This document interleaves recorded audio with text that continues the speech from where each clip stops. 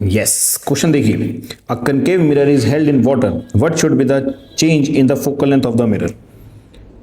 आपके पास में कनकेव मिरर है, उसको पानी के अंदर डिप कर दिया गया है, तो उसने पूछा फोकल लेंथ के अंदर क्या चेंज होगा। जब भी आप लेंस को डिप करोगे तो लेंस की फोकल लेंथ चेंज होती है, याद रखना। पानी के अंदर डालने से लेंस की फोकल लेंथ चेंज होती है, बट मिरर पे कोई भी फर्क नहीं पैंदा, तो मिरर की फोकल लेंथ चेंज नहीं होगी। आंसर जाएगा नो चेंज। अगला question, does critical angle depends on the colour of the light. देखिए जी, म्यू का फॉर्मूला होता है 1 में साइन सी, और ऐसे अगर मैं यहां से साइन सी की वैल्यू लिखना चाहूं तो बनेगी 1 में न्यू, और न्यू क्या होता है आपके पास में, रिफ्रैक्टिव इंडेक्स। और न्यू किसके ऊपर डिपेंड करता है, लैम्डा के ऊपर। अब लैम्डा किसके हिसाब से बनाई गई है, कलर के हिसाब से, जिसका सबसे मैक्सिमम किसकी होती है, रेड की, सबसे कम किसकी होती है आपके पास में, वायलेट की। तो अगर लैम्डा कलर के ऊपर डिपेंड कर रहा है तो म्यू भी तो कलर के ऊपर डिपेंड करेगा। आंसर जाएगा बिल्कुल करता है जी। अगला question, a concave lens of refractive index 1.5 is emerged in a medium of refractive index. मैंने शायद पिछली वीडियो में भी कोई क्वेश्चन की वीडियो कराई, शायद रे ऑप्टिक्स, उसमें भी बताया, बहुत बार बता चुका हूँ, क्लास के अंदर भी बताया। जो डुबाया जाएगा, अगर उसका रिफ्रैक्टिव इंडेक्स जिसमें डुबाया जा रहा है उस मीडियम से कम हो, तो वो क्या हो जाता है, अपोजिट बिहेव करने लग जाएगा। कनकेव है तो ये कैसा बिहेव करने लग जाएगा, कॉन्वेक्स, यानी ये कन्वर्जिंग लेंस की तरह अपने पास बिहेव करने लग जाएगा। अगला क्वेश्चन है, what type of a lens is an air bubble inside a water. देखो भाई साहब, आपके पास में एयर भरी हुई है इसके अंदर, और इसको पानी के अंदर डाल दिया गया आपकी बार। अब आपको पता है जो वाटर है, वाटर का रिफ्रैक्टिव इंडेक्स किससे ज्यादा होता है, किससे, एयर से, जिसकी वजह से क्या हो रहा है, ये ऑपोजिट बिहेव करेगा, यानी ये कनकेव लेंस की तरह बिहेव करेगा। आई बात समझ में।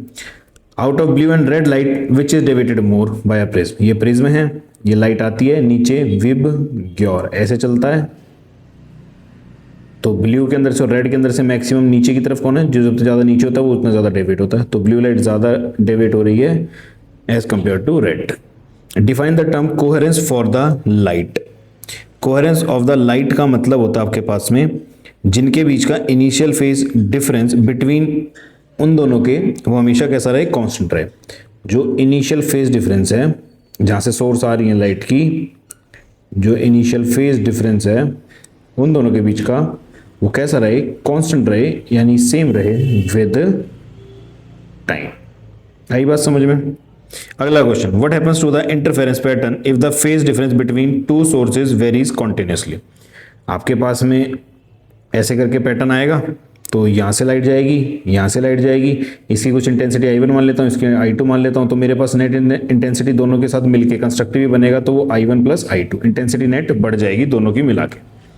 अगला बोल रहा है, how is fringe width of an interference pattern in YDSC affected if the two slits are brought closer to each other. आपको पता है बीटा का फॉर्मूला होता है कैपिटल D अपॉन में डी लैम्डा अपॉन में स्मॉल डी। उसने बोला है स्मॉल डी की वैल्यू को क्या कर दिया, डिक्रीज कर दिया दोनों के बीच के डिस्टेंस को, तो बीटा क्या हो जाएगा मेरे पास, बढ़ जाएगा। आई बात समझ। Next question, do all the photons have same mass, if not why. देखो नॉट पूछ लिया है, इसका मतलब नहीं होता है, आंसर तो यही है कि आंसर जाएगा नहीं होता है, बट कैसे, देखो ई के फॉर्मूला होता है आपके पास में mc², तो यहां से अगर मैं मास की वैल्यू निकालता हूं मेरे पास बनेगी ई अपॉन में c²। अब तेरे को मास ऑफ फोटोन पता है, वही मास ऑफ फोटोन क्या होता है, ए अपॉन में c² जो आया है, मैं इसी को लिख सकता हूं h न्यू अपॉन में c। न्यू किसके ऊपर डिपेंड कर रहा है, फ्रीक्वेंसी होती है, फ्रीक्वेंसी सबकी क्या आएगी, अलग अलग होगी, अलग अलग फ्रीक्वेंसी पे फोटोन्स फेंके जाते हैं, जब सबकी अलग अलग फ्रीक्वेंसी होगी तो मास भी सबका अलग अलग होता है। अगला देखिए, does each incident photon essentially eject an electron. जरूरी नहीं है भाई, मिनिमम हमें फ्रीक्वेंसी चाहिए होती है ना इलेक्ट्रॉन को इजेक्ट करने के लिए। अब उस मिनिमम फ्रीक्वेंसी का, जिसको आप थ्रेशोल्ड फ्रीक्वेंसी बोलते थे, नहीं गिरा तो जरूरी नहीं है नहीं हो पाएगा। वैसे अगर रियलिटी में देखो ना तो 1% ही होते हैं जो एमिट कर पाते हैं। अरे बात समझ में। अगला क्वेश्चन देखोगे तो work function of aluminium is 4.2 electron if 2 photons each of energy 2.5। देखो उसने बोला उसका जो वर्क फंक्शन है, कोई भी प्लेट है जिसका वर्क फंक्शन मतलब मिनिमम एनर्जी रिक्वायर्ड है 2 इलेक्ट्रॉन वोल्ट, उसने बोला 2 फोटोन आ रहे हैं अब की बार, और दोनों की फोटोन की है 2.5, यानी दोनों को मिला के होगी 5। तो बच्चे गलती क्या करके आते हैं कि 5 आ रही है जिसमें से 4.2 ही चाहिए, तो 4.2 वाले को तो एमिट कर देगा। 2 फोटोन्स आ रहे हैं, आपके पास में मिनिमम एनर्जी 1 फोटोन की होनी चाहिए। ऐसा होता ना कि 1 फोटोन के पास 5 होती तो एमिट करता, अगर आप एक एक देखोगे तो 2.5 आ रही है, तो 2.5 अकेला नहीं निकाल सकता उसको, ठीक है, इंडिविजुअली होनी चाहिए सबके पास। अगला question, why do we use a very thin gold foil in Rutherford alpha particle? Reason मैंने बताया था, इसका एटम साइज क्या होता है, बड़ा होता है, इस वजह से। अगला question, what are stationary orbits? वो ऑर्बिट्स जो एंगुलर मोमेंटम की वैल्यू NH/2 को फॉलो करें, जिनका एंगुलर मोमेंटम mvr के बराबर हो। वो कैसे होते हैं? स्टेशनरी ऑर्बिट्स, यानी ये होते हैं नॉन रेडिएटिंग। नॉन रेडिएटिंग मतलब इनके अंदर जब इलेक्ट्रॉन घूम भी रहा होगा तो वो किसी भी प्रकार की EM वेव्स को एग्जिट आउट या एमिट आउट नहीं कर रहा होगा। नेक्स्ट क्वेश्चन है, what is the ratio of the nuclear densities of two nuclei having mass number in the ratio? Nuclear density हमेशा थ्रू आउट आपके पास कैसी रहती है? कांस्टेंट रहती है। तो कुछ भी रेशियो दे रखा हो, आंसर आएगा 1:1, यानी रेशियो आएगा 1, सेम ही रहती। अगला क्वेश्चन है, the binding energies of deuteron and alpha particle are given, which nucleus is more stable? जिसकी बाइंडिंग एनर्जी पर न्यूक्लियन ज्यादा होती है उसकी स्टेबिलिटी भी ज्यादा होती है। कॉन्सेप्ट रट के रखना। तो यहां पे अल्फा पार्टिकल की आपको बाइंडिंग एनर्जी ज्यादा दिख रही है, तो यहां का आंसर होएगा अल्फा पार्टिकल की स्टेबिलिटी ज्यादा होगी। अगला है, why does diamond behave like an insulator? क्योंकि डायमंड के जो ऊपर होता है कंडक्शन बैंड और नीचे होता है वैलेंस बैंड। वैलेंस बैंड और कंडक्शन बैंड के अंदर जो इसका फॉरबिडन एनर्जी गैप है डेल्टा Eg की वैल्यू वो बड़ी ग्रेटर देन होती है 6 इलेक्ट्रॉन वोल्ट से। अब जिनकी वैल्यू 6 इलेक्ट्रॉन वोल्ट से ज्यादा होती है वो किसकी तरह बिहेव करते हैं? इंसुलेटर्स। अगला question, how does the conductivity of semiconductor changes with rise in the temperature?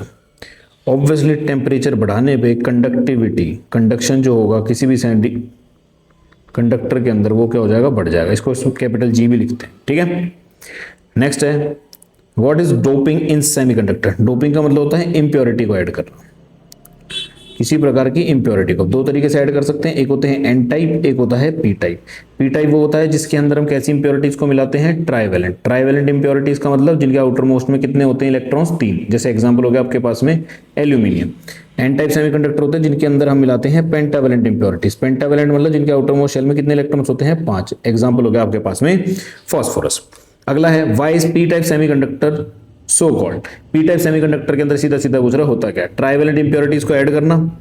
Trivalent impurities को ऐड करेंगे तो आउटर मोस्ट शेल के अंदर क्या बचेगा आपके पास में? 3 इलेक्ट्रॉन, जो कि एक खाली जगह छोड़ देंगे। मान लीजिए सिलिकॉन है, सिलिकॉन के आउटर मोस्ट में 4 होते हैं, तो इसके पास एक जगह खाली रह गई ना, इसके 3 इलेक्ट्रॉन ना पाएंगे एल्यूमिनियम के। तो मान लो आपने ये इंप्योरिटी ऐड करी है, तो ये ऐसा ही बोल सकते हो आप पी टाइप के लिए, जो नंबर ऑफ होल्स होते हैं उनका रेशियो ज्यादा होता है नंबर ऑफ इलेक्ट्रॉन से। या फिर ऐसे बोल सकते हो, ये नंबर ऑफ होल्स ये होते हैं मेजॉरिटी चार्ज कैरियर्स और इलेक्ट्रॉन्स होते हैं इसके अंदर माइनॉरिटी चार्ज कैरियर्स। क्लियर। अगला बोलता है, what is hole? Which type of doping creates a hole? Hole का मतलब क्या होता है? जब इलेक्ट्रॉन अपनी जगह छोड़ दे। यहाँ पे कोई स्पेस था, यहाँ पे इलेक्ट्रॉन बैठा था, इलेक्ट्रॉन उठ के यहाँ से चला गया। अगर नेगेटिव चार्ज चला गया तो पीछे क्या रह गया होगा? पॉजिटिव। तो होल आपके पास में क्या होता है? वेकेंट स्पेस को बोलते हैं, जो इलेक्ट्रॉन के बाद रह गया। कोई पूछेगा इसकी पोलैरिटी कैसी होती है, तो होल हमेशा कैसा होता है? पॉजिटिव होता है। और कौन सी डोपिंग के अंदर मिलता है? होल, जिसके अंदर क्या होंगे? वैलेंसी पूरी नहीं हो पाएगी, तो वो किसके अंदर होता है? अभी ऊपर ही पढ़कर आए हैं हम, पेंटावेलेंट, सॉरी पी टाइप के अंदर, ठीक है। अगर कोई बोलेगा एन टाइप के लिए, तो एन टाइप का कैसे होता है? एन टाइप के अंदर होती है पेंटावेलेंट, यानी इसके अंदर मेजॉरिटी कैरियर्स इलेक्ट्रॉन्स होते हैं और माइनॉरिटी क्या होते हैं आपके पास में? होल्स। ये आपके कंप्लीट सिलेबस दोनों बुक्स की पूरी फिजिक्स के कंसेप्चुअल क्वेश्चन हो गए हैं। ज्यादातर क्वेश्चन यही पूछे जाते हैं, तो इसके अंदर से 1 या 2 नंबर का कोई भी क्वेश्चन या असर्शन रीजन आता है तो आई होप आपका अच्छे से बढ़िया तरीके से बन जाएगा।